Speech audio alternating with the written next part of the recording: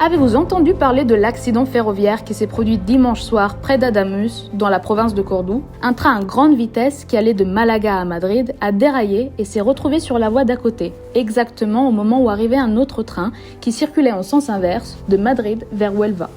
Le choc a été dévastateur.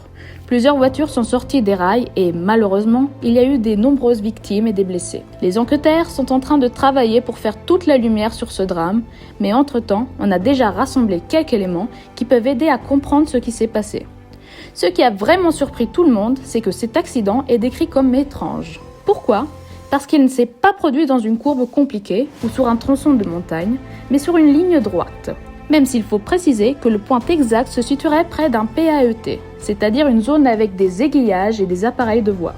Ce n'est pas aussi critique qu'une courbe, mais c'est quand même un endroit plus délicat d'un point de vue technique, d'autant plus que ce tronçon avait été rénové récemment. Pour l'instant, il n'y a pas d'éléments clairs qui pointent vers une erreur humaine ou une vitesse excessive. Alors, qu'est-ce qui aurait pu se passer ?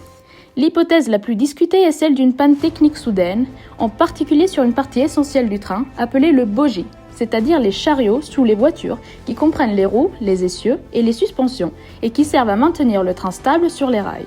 Selon certaines reconstitutions, on envisage même qu'un bogie se soit détaché et qu'il n'ait pas été encore retrouvé. Certaines sources espagnoles parlent aussi de morceaux de rails cassés retrouvés sur place, mais pour l'instant on ne sait pas si la voie s'est rompue avant, provoquant le déraillement, ou s'il s'est brisé après à cause de l'impact. Il y a aussi la piste liée à l'infrastructure et à la signalisation.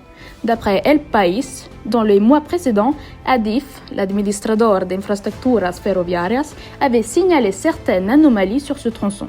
Ça ne veut pas dire automatiquement que c'est la cause, mais ça explique pourquoi les enquêteurs regardent aussi de ce côté-là. Et puis, il y a un dernier élément qui montre à quel point tout s'est déroulé très vite. Selon Renfe, l'entreprise ferroviaire nationale espagnole, il se serait écoulé environ 20 secondes entre le déraillement et la collision, ce qui est vraiment trop court pour que les systèmes de sécurité puissent réagir et tout arrêter à temps. En résumé, aujourd'hui, l'hypothèse la plus crédible est la suivante.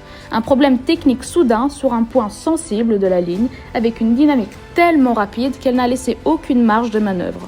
Mais pour en avoir la certitude, il faudra analyser les données de bord et examiner les composants. Donc, pour l'instant, on est encore en pleine phase d'enquête.